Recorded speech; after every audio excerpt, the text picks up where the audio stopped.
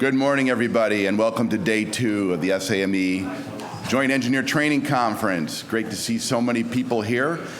And as an introduction, though, I do want to talk a little bit about the Space Force. And we're very grateful to SAME for allowing us to have a track this time in the JETC, our newest service. There's 2 sessions today, one this morning on To Infinity and Beyond, a proper Disney theme while we're here in Orlando, and talk about launching. This afternoon, we're going to have a chance also to come back, not to this room, to a different room, though, and talk about Skip Echelon and how Space Force is different. So we have to go through the normal slides. You know where the exits are. Please be safe. Don't trip over anything. Come back for we don't want you to get injured in this session. We want you back for our next session. And of course, to our sponsors. We couldn't do it without them. So please, as you're down on the floor or you're walking around, you see somebody with one of these on their badge, please make sure that you say hello and thank them for coming. So by the way, I am Blair Shantz. I'm from Prime Associates in the Space Coast Post of SAME. And we're here today to talk about these objectives. And so while you're reading through them, I do want to back up a little bit and talk about the Space Force. So it is the newest service, which I think you all know. And it's great that we're being included in the program here because the Space Force is not the Air Force. And I want to be very clear about that. It's part of the Department of the Air Force, but it's not the Air Force. And so it is different, and different is okay. It operates differently. It operates in a different area, obviously up in space. And how the Space Force gets after things, both in facilities and infrastructure, is also different. And so we're going to talk about that today. But why is this important to you? Well, I'll tell you why. Because the Space Force is learning today. They're maturing. They're growing. They're launching. That's what we're going to hear about today, is how we're enabling the launch to happen. And so why do you all care about launching? Because they protect you. The Space Force probably provides more direct protection to you all in this room than any of the other services. And you go, okay, why is that? Let's just start with this. All your GPS comes from here. And then every time you use this to buy something with Apple Pay, it comes through here. It comes through the Space Force. Missile defense for the continental United States comes from Space Force. So all the things that you take for granted day in, day out probably has something to do with the Space Force and satellites and the uplink and downlink and launching. So keep that in mind and the importance of the Space Force. The other thing I asked my team members here today to be aware of is acronyms. There are different acronyms in the Space Force. If there is one, please save the questions to the question and answer period, but ask us what that acronym is or what it's all about, and we'll do our best to explain it because, as I said, the Space Force is maturing and growing and learning. So with that, we have 4 speakers today.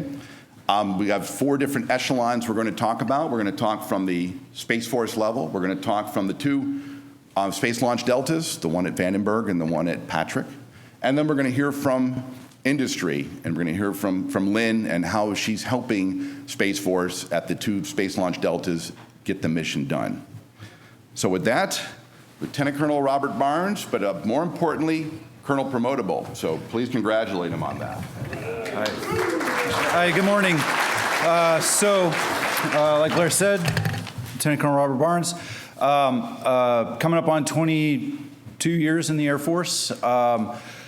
Of note, 4 of those assignments going on close to 10 years have been in support of Air Force Space Command and now U.S. Space Force. So as a civil engineer, as an Air Force civil engineer, I have a little bit of a unique perspective in having been involved in wings and now deltas that cover both space warning as well as space launch. And then I did my major command tour with Headquarters Air Force Space Command and worked on a lot of support to all facets of the space mission.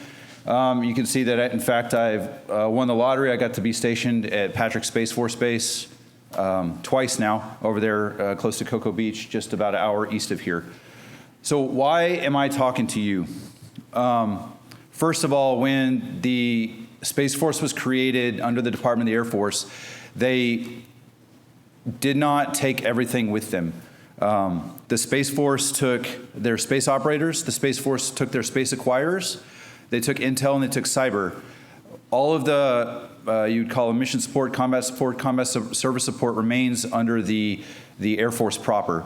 So as a Air Force civil engineer, most recently through last August, I was the base civil engineer at Patrick, responsible for Patrick as well as Cape Canaveral. So as an Air Force officer, as an airman, I was directly supporting the Space Force. So a little bit of background about how we got here. The infrastructure at our launch platforms, we call them spaceports. And the military ones include Cape Canaveral, supported by Patrick, and then, of course, Vandenberg Space Force Base out in California. They've been around since the 1950s. The Eastern Spaceport evolved from basically a Coast Guard lighthouse and eminent domain and got to the larger facility that it is today. Vandenberg evolved from I believe a munitions, a naval bombardment range, and some other functions out there during World War II. And during the ICBM and space race, these installations really kind of grew up. But in a lot of cases, they grew up in, I want to say, a haphazard way. One program would stand up, another program would stand down. You'd have partnerships with NASA. Each spaceport has partnerships with now what we would call Air Force Global Strike Command on the West Coast, and then the Navy's version with the Naval Ordnance Test Unit on the East Coast. So there's a lot of partnerships, a lot of I'll call it haphazard development. They are unique installations, and they were not necessarily planned as robustly as one might have hoped. When you look at a typical base, let's take Langley Air Force Base. The runway's right in the middle of the base, and everything kind of surrounds it. When you take Cape Canaveral, it was developed 20 miles north of its supporting base at Patrick. When you look at Vandenberg, they've got a huge undeveloped launch area of South Base. And so these bases were developed, these spaceports were developed a little bit differently than a normal Air Force base. However, they were maintained like a normal Air Force base. Their funding, what we now call facility sustainment, restoration, and modernization, competed for the same dollars that a road to the BX or the Child Development Center would. And so in some cases, in a lot of cases, the infrastructure on these space launch bases took second shrift, a short shrift to things that were maybe more directly supportive of airmen and now Guardians. And you can see that nowadays, because up until the early 20-teens, we were only launching a handful, maybe 2 missions a year. My next slide is going to show you how much that's ramped up. But once SpaceX got into the mix, and we're now launching on the East Coast upwards of 1 mission or more a week, between commercial, between NASA launches, which Cape Canaveral supports, as well as National Security Space Launch. We're doing more than 1 a week. Vandenberg out west is getting up to a similar pace. And the infrastructure, as I said, was purpose-built or custom-built for each launch program in the 60s, is not able to keep up. It's not able to keep up in terms of capacity, and it's not able to keep up in terms of resilience. You may have noticed that Florida, very prone to tropical weather, California prone to earthquakes. And so one really bad day with either of those scenarios can take out a significant portion of the nation's national security launch capacity. So as I mentioned, here's what's changed. So the Eastern Range, the Eastern Spaceport at Cape Canaveral is in 2023 had, that's a little bit on the shy side when we were actually counting times that they went into countdown. So not every countdown results in a launch. Sometimes there's a scrub, sometimes there's something that doesn't quite match up, and so they've got to stop. But there were well over 100 times they went into countdown, and every time they go into countdown, there's a whole series of things that have to happen, many of which involve infrastructure. Western Range, not quite at that level yet, but quickly arriving there. So how does this affect infrastructure? And why is a spaceport so important? When you look at what happened at Tyndall back in 2018, the whole base was destroyed, And where did the mission platforms go? They picked up, and it was somewhat cumbersome and inconvenient, but they moved. You can take off an F-22, fly it to Eglin, you can fly it to Langley. That's what they did. When we're talking about spaceports, if a hurricane or an adversarial action occurred, we couldn't pick up all the Falcon 9, Atlas V, other launch systems and just move them somewhere. We've got 2 launch platforms, which are very different in terms of the trajectories that they can effectively and efficiently support. And so these things are very, very at risk in terms of the impact to the mission, to the space launch mission, if one of them were to go down. So in 2018, 2019, then Commander of Air Force Space Command, General Raymond, directed that the then wings, now deltas, come up with a plan to ensure and or drastically reduce infrastructure impacts to launch. And as a result of that, each delta has developed an infrastructure roadmap to get to where infrastructure is no longer the limitation on launch capacity. So with that, I'm going to hand over to the next speaker who's going to dive a little bit deeper into the Eastern Spaceport. And Mr. Andy Deuce, he's going to talk to us from his perspective at Patrick Space Force Base. All right, morning everyone. Like Blair said, my name's Andy. I'm the Spaceport Development Chief up at the Cape. I've been at the Cape since 2012. Kind of how I got where I was is I was 26 at the time when I started working at the Cape. SpaceX was also young too, and they're like, hey, put the young guy with SpaceX and see how it goes. So, hey, sometimes being in the right place at the right time helps.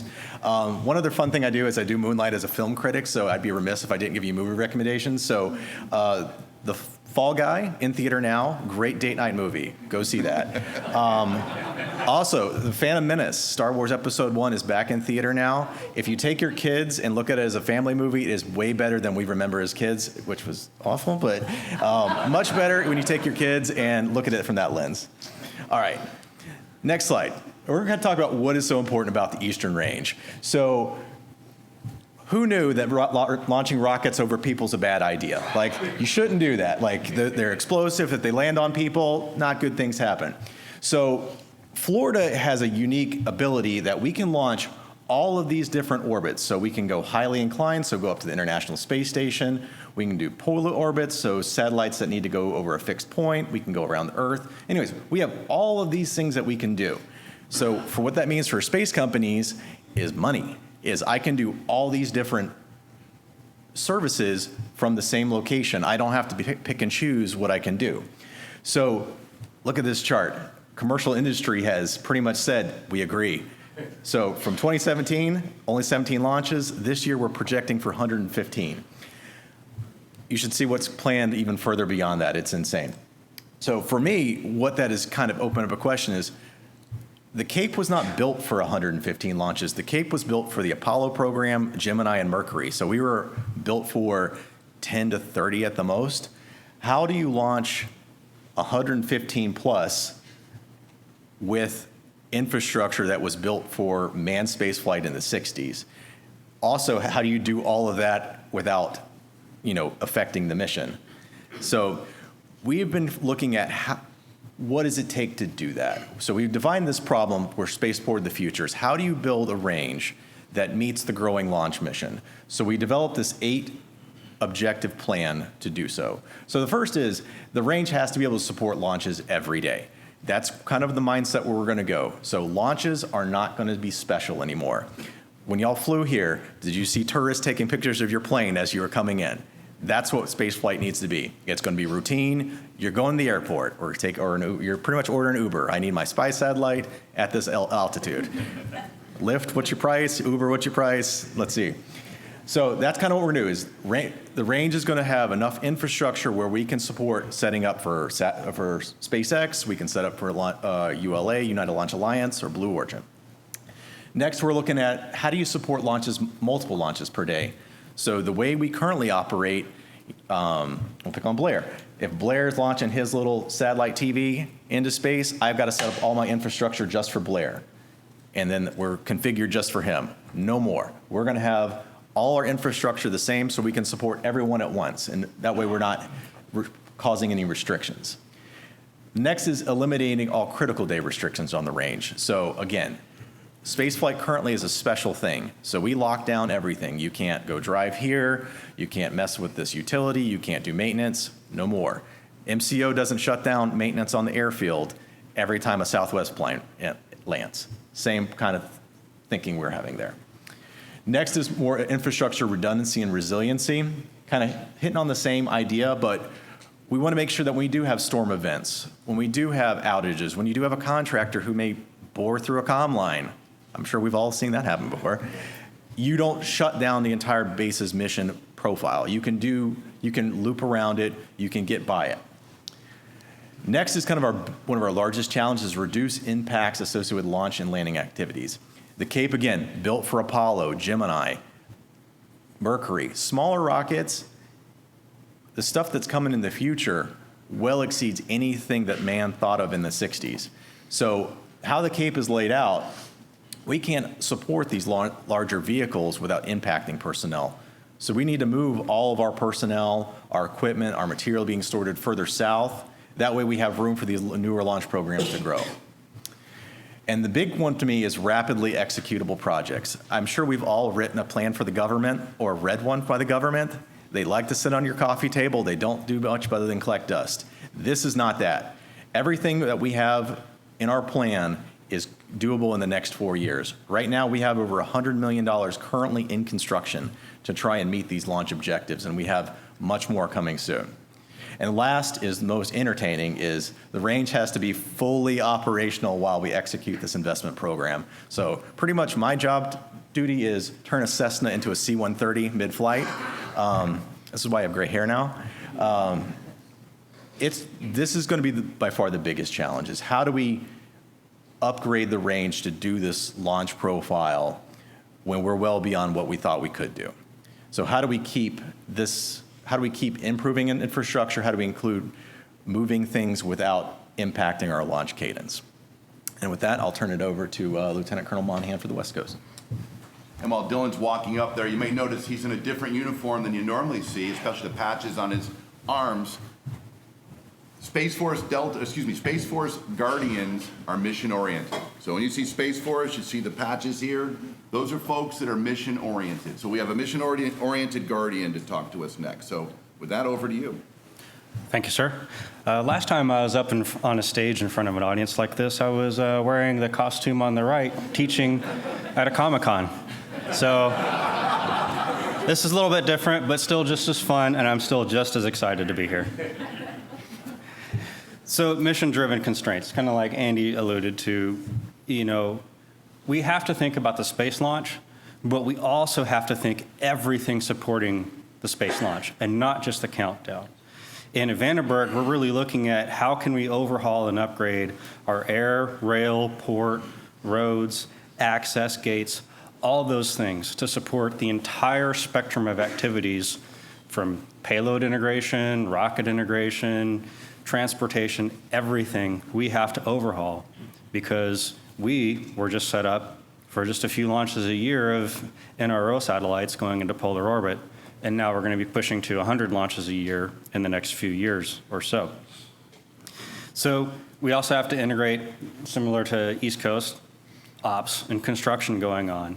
And that's going to be especially challenged here because the little blue line there is our primary road. Everything to the east of that is rather mountainous. So we have one main access road up and down South Base. That's going to be a challenge. But we are going to be widening it, so hopefully payloads and boosters can transport past each other without closing down the whole road in the future. Also, of course, we're considering hazard arcs, off-base protection, considering who can launch from where, because just to the east of us is a town.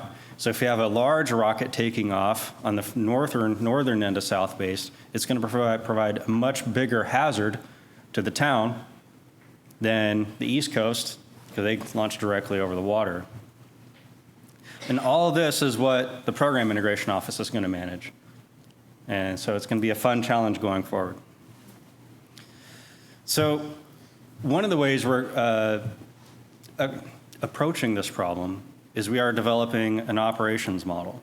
We want to simulate the people, the roads, the buildings, and track everything from when a space launch provider applies to launch to when they actually launch. In all those processes, all the road movements, all the building utilizations, everything. So we understand, better picture how it works, where the bottlenecks are. Then we can turn that model up to 11 and really see where the bottlenecks are.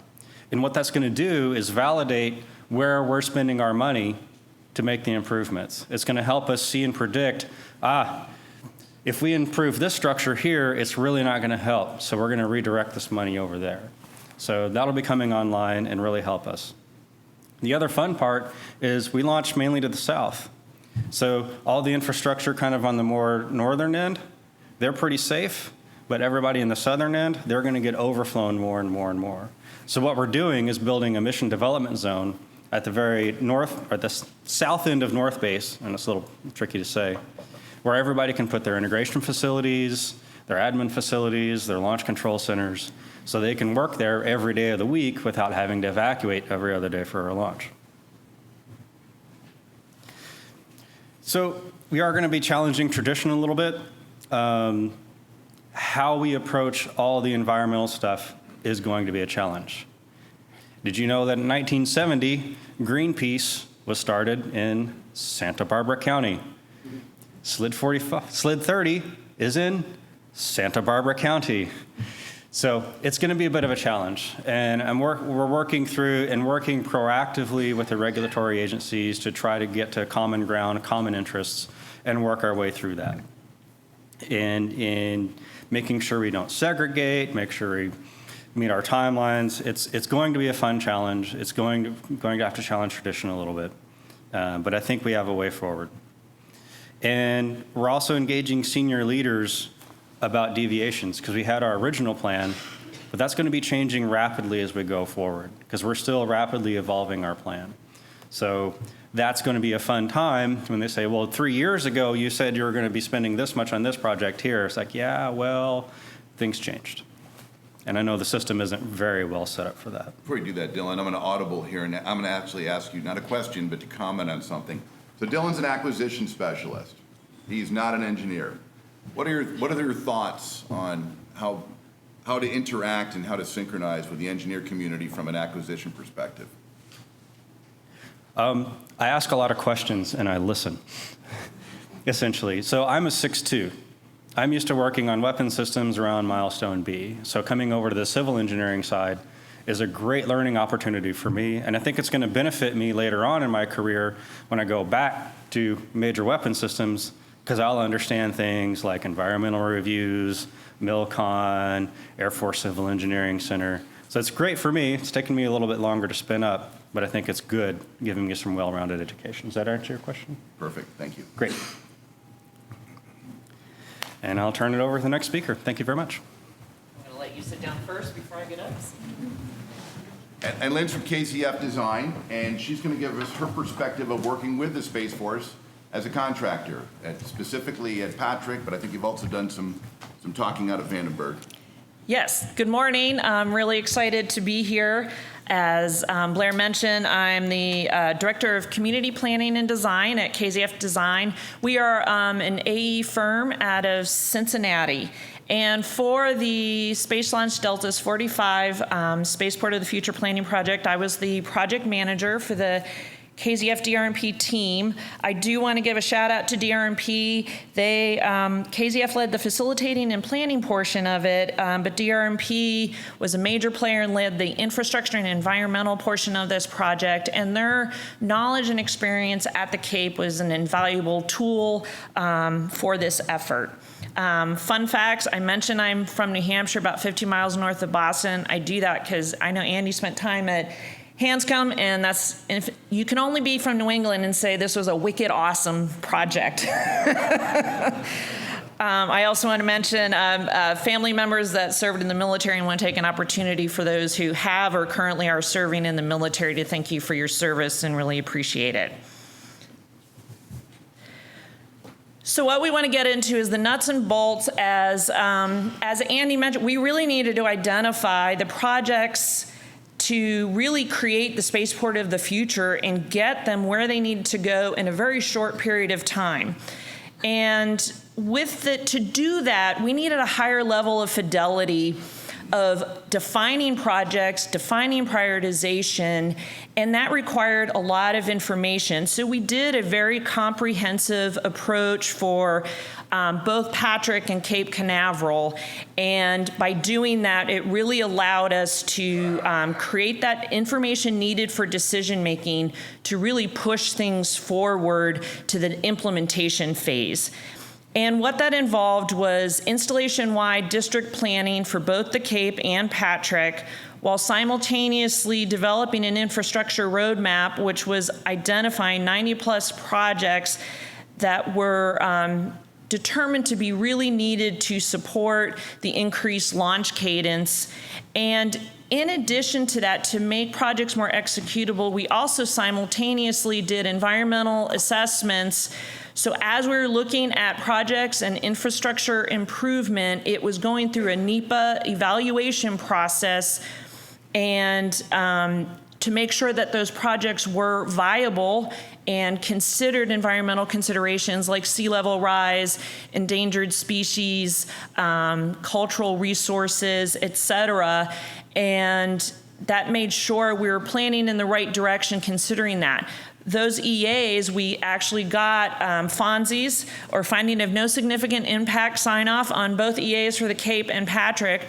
And the big deal about that is the projects that are in those EAs, when they go to be implemented, they don't have to go through their own individual EA. So that they don't have that year plus of going through the EA process that's already been taken care of. And that was a really top priority as we were developing these planning documents, so that once it moved in implementation, things could really get moving.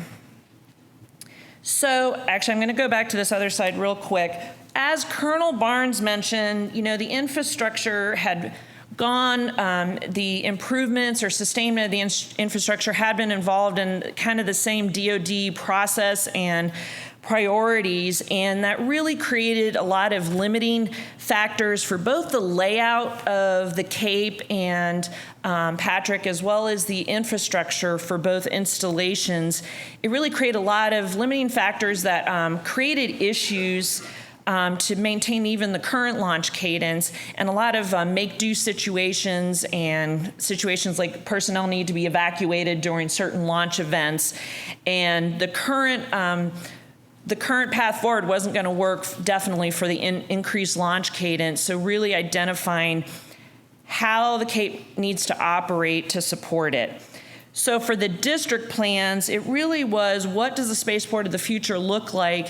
And as Andy was talking through his objectives, we really needed to look at how the whole base was laid out, who needed to move where, what were the zones of operations, what was the best use and most efficient use of property and land at the Cape to maximize development now and future development.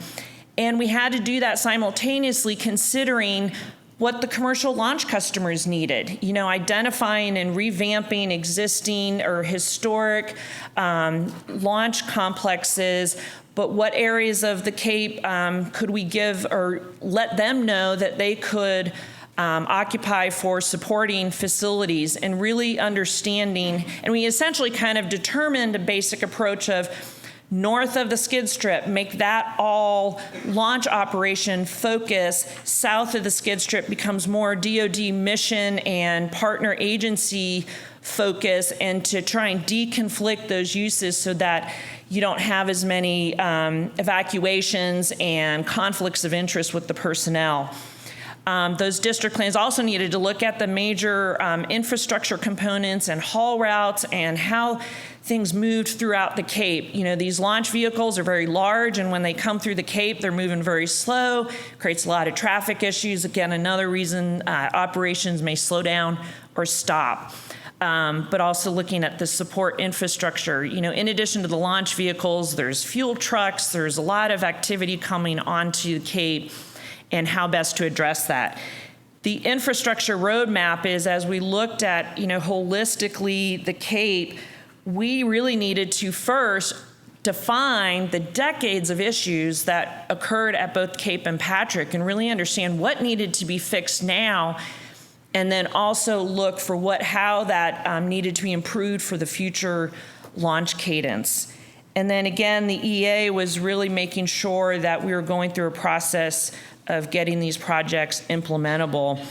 And it really became, our approach was really engaging with SLD 45 and finding a way that we needed to find a new process and approach for defining these projects and really kind of flip the switch and start gaining momentum so that this could be implemented and not following the typical DoD process.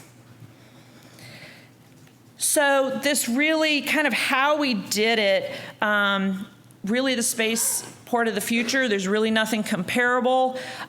We kind of, the KZF DRMP team really needed to join and be a partner to SLD 45 and kind of drink from the fire hose and just jump in the pool with them and really be there to help them facilitate the process, as well as be a partner and support and provide the technical expertise and tools to help them make the decisions.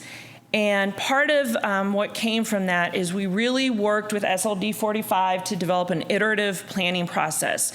We had a very robust stakeholder engagement process of talking to subject matter experts, stakeholders, leadership, but more importantly, there was a core planning team from SLD 45 that covered civil, environmental, planning, and other groups that we met with on a weekly basis, and we're constantly saying what's working, what's not working, who else do we need to talk to, are we getting the information we need, are certain discussions coming out that are really more policy related and not related to this, how do those get addressed? How do we talk with the commercial customers? And really kind of at every point saying, how do we refine, how do we adjust our approach?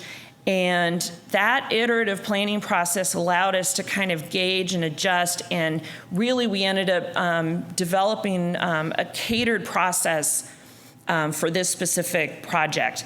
And then the other very important part is having a lot of one-on-one meetings, but leadership buy-in. It was very important to, at very specific milestones throughout the project, to get everyone in the room, including leadership, give them, here's what we've heard, here's what we've learned, here's what we're proposing.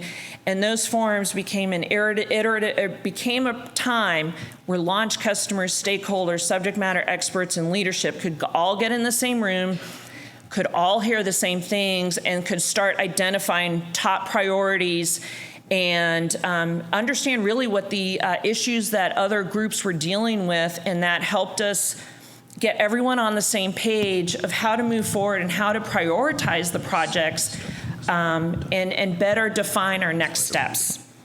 So the other thing that was important was really developing these concurrently with the EA process.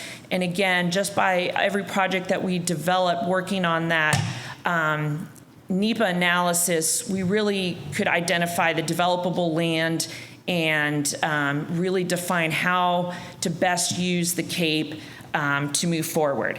And we also, it was very data-driven, where we have an extensive data list of what we've tracked, how we've made decisions that we can come back to and see how we went through the whole process. But more importantly, we also developed graphics during the project to make sure that we found ways to better communicate and distill the information, again, to help the decision makers be able to see the big picture, to help us move forward and get everyone on board with leadership buy-in. And from those plans, we are now at the stage, so that started in 20. I think we were wearing masks when we started this whole process. And now we are in the process of, it is actually, these projects are being executed, so that time frame is pretty amazing from my DoD experience. And actually, Andy, I think you probably have more that you can relay on the how it's being executed with the Program Integration Office. So Audible first. So real quick, I turned that off wrong. So real quick, how do we, number one, keep this from being a coffee table book? that was very well developed, and two, how do we do it while still increasing the pace of space launch?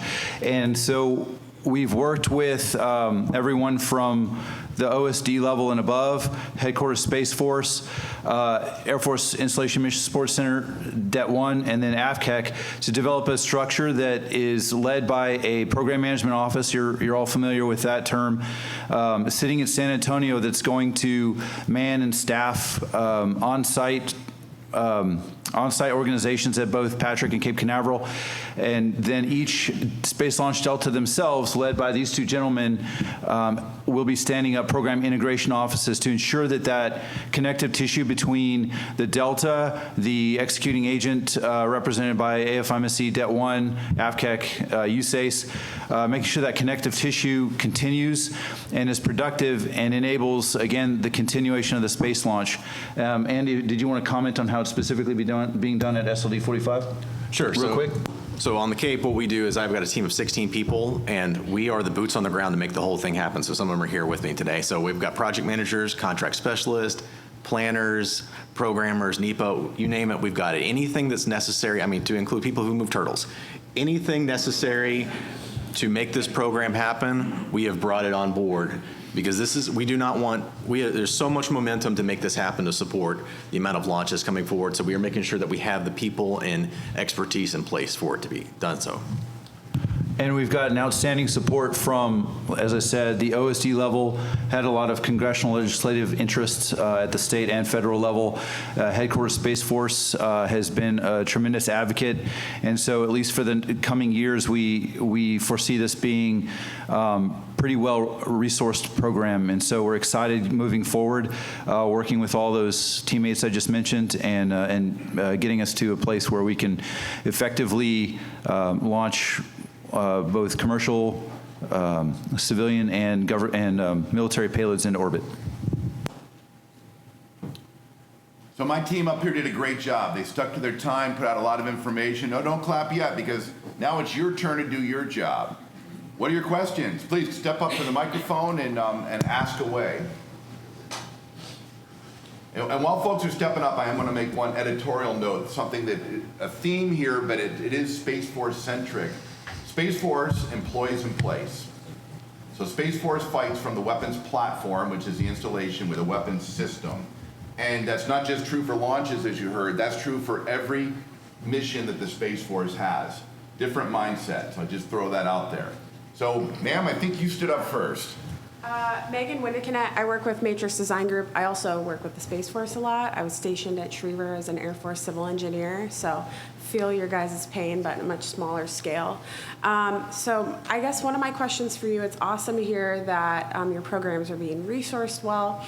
One issue that I have run into time and time again is Space Force is separate, but still falls under the Department of the Air Force, and therefore still has to adhere to a lot of those policies. So for example, RLFs is a big one. A lot of these installations, it's not F.E. Warren, right? They have an abundance of space in their facilities.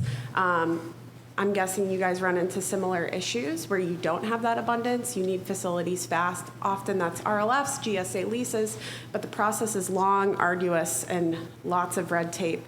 How are you guys, I guess, what kind of policies have you guys run into, and how are you combating that? Are you talking with Headquarters Space Force to get some of those policies changed? I know it's hard to make exceptions, but I think it's necessary for the Space Force to be successful. So, I'm not sure I can exactly give you an amazing answer. All of the same policies still apply, and there's significant tension, but I would submit that that's a good thing. Nobody I work for is in here. As I mentioned, I started out as a second lieutenant at Buckley, and I hated space. This was at the beginning of OEF, and I wanted to go deploy and win the war, right? And so designing sidewalks at Buckley was not my jam. And then my follow-on was to Patrick, and it was a little bit better because I had an outstanding boss at the time who's in here, Cecil O'Brien, amazing guy. So better experience, but still, again, I wasn't winning the war. I started changing my mindset once I deployed, I don't know, 3 or 4 times and realized how important space was. Got the opportunity to go to AF Space and see things at an operational level and see how important space is. Totally changed my tune, and then to be able to come back and be the VC at Patrick was amazing. And I tell you that because one of the amazing things about space is not just the mission, but it's the mentality. So the things that you expressed about being frustrated as a I assume a young CGO at Schriever frustrates everybody, whether they're in the Air Force, the Space Force, the Navy, the Army. Is frustrating. And the Space Force very much encourages a little bit of that push.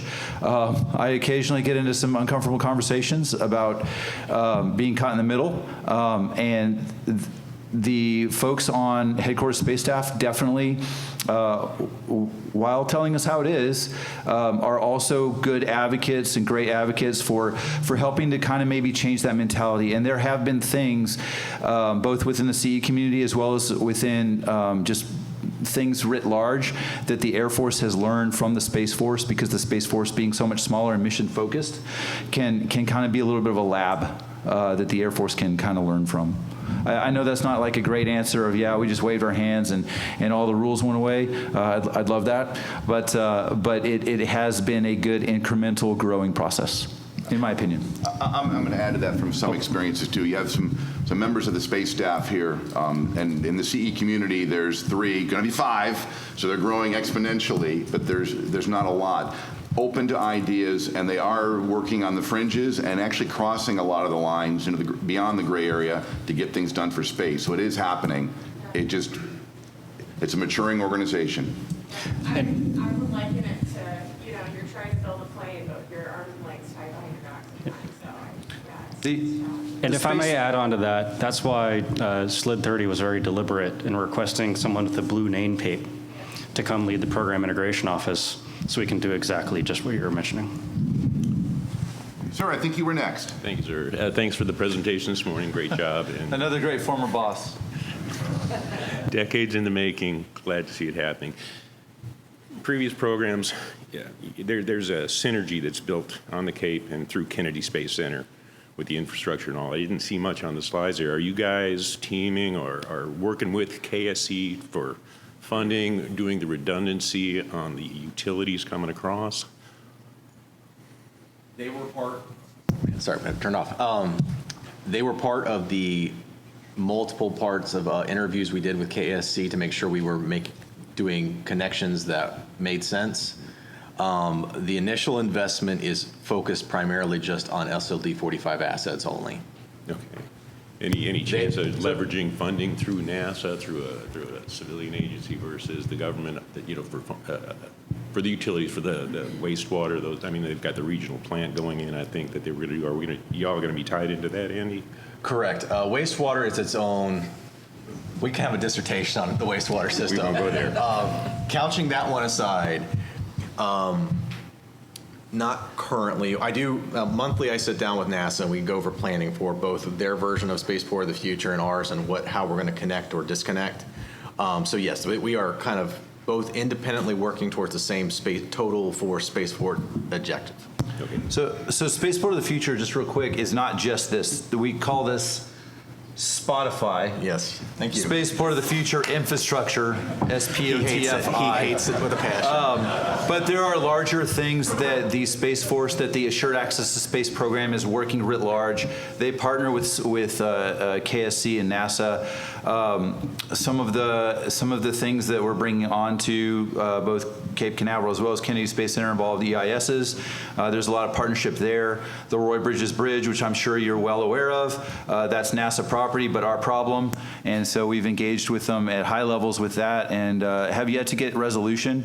The synchronization, the speed and the urgency diverges a bit, as I'm sure you remember. NASA's big priority is Artemis, whereas Space Force is more of a war-fighting focus, getting things on orbit for a different timeline. And so there's some synergy that's going on, both at the infrastructure level, as there always has been, as well as at the operational level. All right. Thank you, Grim. Thanks. Jeep, did you have a question? Yeah, my curiosity was, how much are you leveraging your commercial launch companies to pay for your recapitalization rate at the two bases? Okay, so Man, we'll come back to you. We haven't forgotten about you. long dissertation. Back in the 80s, there was the Commercial Space Launch Act. What that allows is the outgrant of legacy space launch facilities, so let's say old launch pads, for just direct costs. All right, so if Andy thinks about SpaceX, he can bill that to SpaceX. Recently, as I almost want to say as recently as the FY24 NDAA, there is a allowance to now get reimbursed for indirect costs. And so it's capped currently, but the intent is, not just thinking, when we think about SpaceX or ULA or Blue Origin, but all of the extra things that go in that they're kind of getting, I don't want to say for free, but they're kind of getting for free. The security, the munition storage, just the badging processing. We're able to start getting reimbursement from that. And as part of that is a good faith, transparent way forward, the Assured Access to Space program, which is the acquisition program that does national security space launch. They're partnering with the space launch providers, both East Coast and West Coast, to talk about how those funds are going to be or should be used.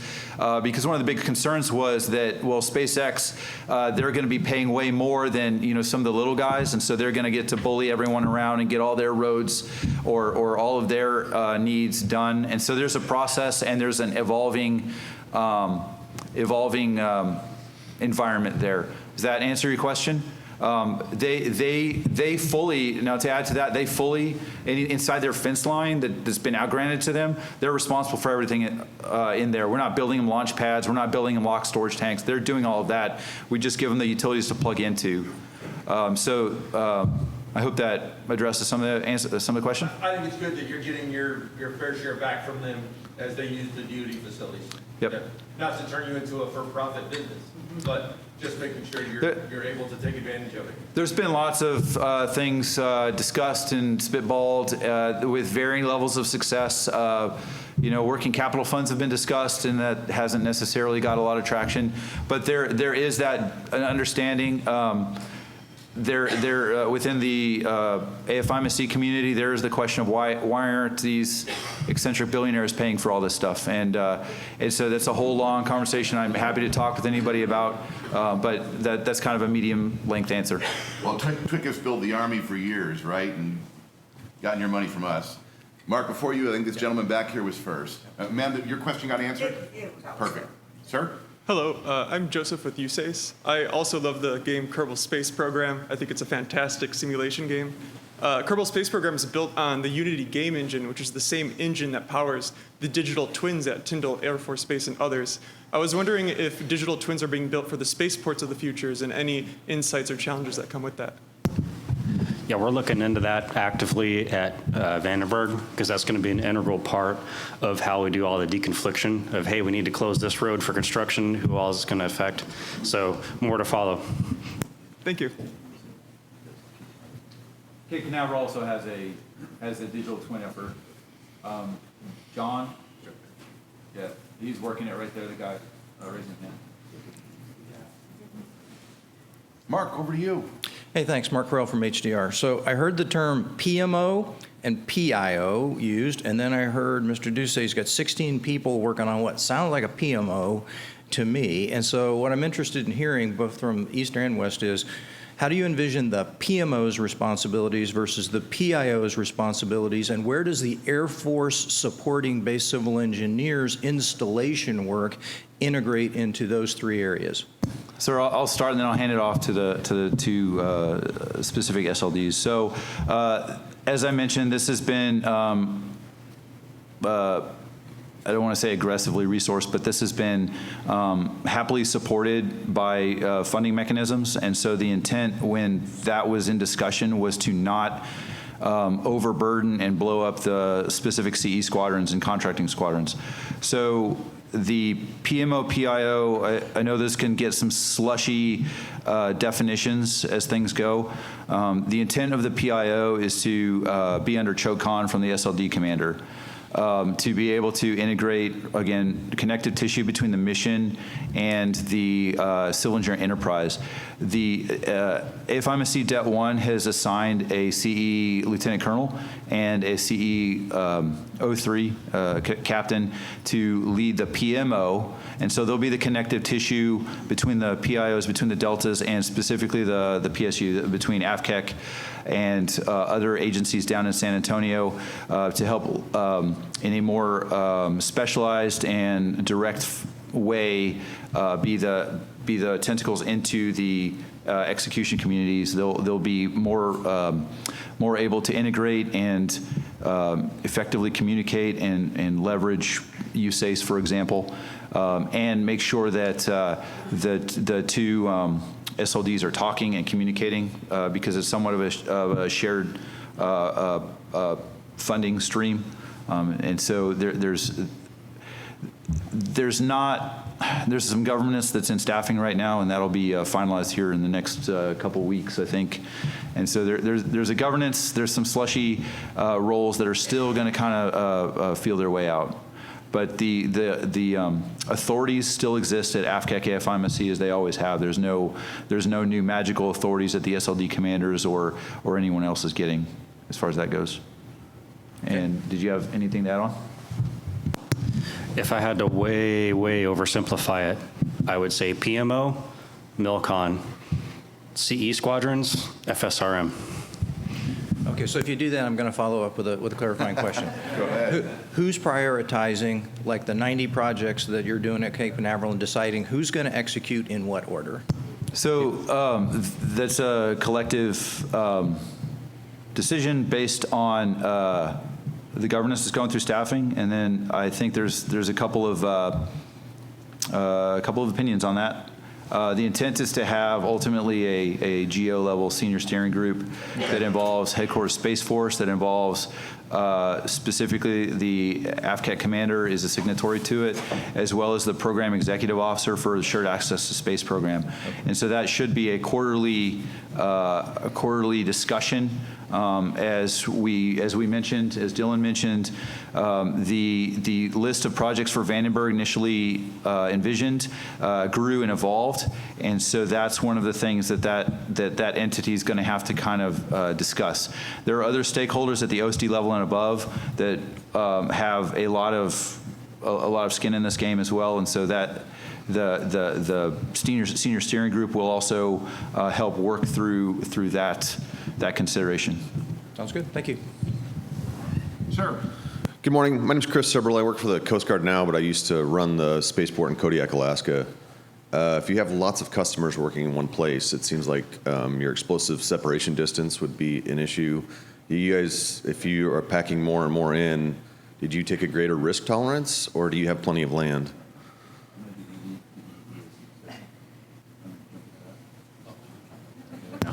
So that is part of our, on the West Coast, that is part of our plan with how we're spacing future locations for integration facilities and such.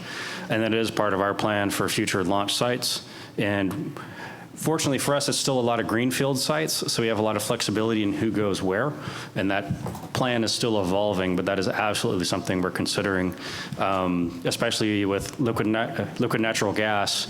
We're also looking at exactly what do the explosive arcs need to be for this new propellant.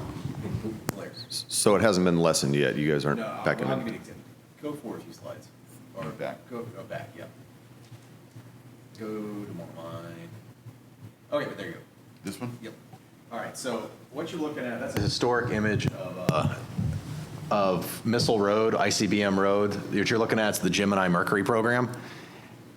That's what it used to look like back in the 1960s. So rockets today are way larger, and that you cannot space pads like that. So what you're talking about is an actual issue we face today is how do we overlap these QD arcs, quantitative distance arcs. You know, if Acme blows up Delta, do we care? So, Right, like you mentioned, and I think Lynn discussed as well, moving. We're looking to move some of the compatible functions, some of the admin functions out of these future anticipated QD arcs for things like the Blue Origin, New Glenn, and any SpaceX rocket that may come here in the future. There's also an ongoing discussion. Dylan mentioned new fuels. So what is it, LOX methane, that the DoD Explosive Safety Board has not fully creating equivalency. So there's some discussion and still analysis on exactly what the TNT equivalency for the newest, most common future fuel is going to be, and that's affecting that discussion as well. But it's absolutely in the plan. Right, and if one rocket blows up the other, you don't necessarily care, but often if one's active, people are working on the other one. So There is more risk acceptance, actually. So there, within the past several years, there's the neighboring ops allowance. So the safety literally has at each Delta a bunch of computers that crunch the numbers for the legally sufficient risk to health and safety, and so they allow neighboring operations to a limited extent, so that this rocket being prepped for launch isn't going to be fragged out by this rocket that's actually launching, because that's a huge concern. And again, that was a major driving factor of the plan specifically for the East Coast. So most of the, to their point, most of the facility level stuff is easy, not easy, but it's solvable. Move them is the easy answer. Launch pads is where it gets dicey. There's only so many launch pads you can have. So your question is an active one in daily conversation about how does this look in 2030? How does this look in 2040 with the current DDSP rulings on fuel? We have time for one more, and then we're going to wrap it up with the panel. So, sir, you're last. Thanks for taking me. No pressure. Tony Page with BCAM, Declan Murphy. Generally, I just am into space stuff. Question, I know given the coastal location of all of these, and I heard resilience in the presentation several times, how are we dealing with sea level rise and storm surge and all those risks? For the DoD, the answer is we are building for those requirements, future requirements. If you're asking more from the launch pad perspective. All of the above, I think. Okay, so for SLD 45 assets, we are building with that in mind. For the launch pads, that is up to that company to make the decision on how they want to address it. Right. So as I mentioned, it's a national security space launch program. It's we don't own rockets in the Space Force Air Force. They are owned by SpaceX, ULA, whatever, and so they are awarded contracts. They're awarded a trip to space for that space vehicle. So we got a satellite, we buy a rocket trip. So that company is on the hook for providing that assured trip to space. And so that's kind of their problem. Now, you can hit us up afterwards for some of the bigger considerations with sea level rise, specifically the Cape. There's some other things that they're doing for the Cape writ large, but for the launch program, it's on the launch provider. For Vandenberg, we don't have many beaches, but we have lots of cliffs. So I'd say on average it's 50 to 100 feet above sea level for most of our infrastructure. So for the most part, we'll be okay. When we developed our district plans, we always looked at the floodplain, sea level rise, and storm surge to identify developable land. And we also identified the level that the first finished floor elevation needed to be at for facilities, and also considered, what for resiliency, basic design parameters in the future of where equipment needs to be and how facilities need to operate. So the Cape is huge, but the actual developable land is pretty small when you look at the overall Cape, and one of those factors was floodplain and sea level rise and storm surge. And we're about out of time. So each panel member, you get one sentence to wrap up. Lynn, what's your one sentence? Because we're out of time. I think the fidelity of the planning documents, doing everything concurrently, really positioned this program at the Cape and Patrick to move forward with implementation, and that was one of our top goals, and it's exciting for me to see it moving into implementation so quickly. Great. Dylan. It's a great challenge and it's a lot of fun. Andy. This is one of those once in a generation moments that you get to be a part of, and it's it's an honor to have a significant stake in it, and it's an honor to have a significant responsibility. I don't know if honor, maybe it's horrifying. Significant, horrifying honor to have a significant stake in its outcome. Yeah, I'd echo a lot of what Andy said, but I think one of your softball questions was going to be what keeps you up at night. So that's funding, availability, and effective execution partnerships are my buzzwords going forward on this. And my last but not least is thank you all for coming. We're right on time. I thank SAME for allowing Space Force to have a chance this morning and give us this uptime, if you will. We have more uptime this afternoon. Please join us at 1500 to hear about Skip Echelon and how the Space Force governance works. Thank you.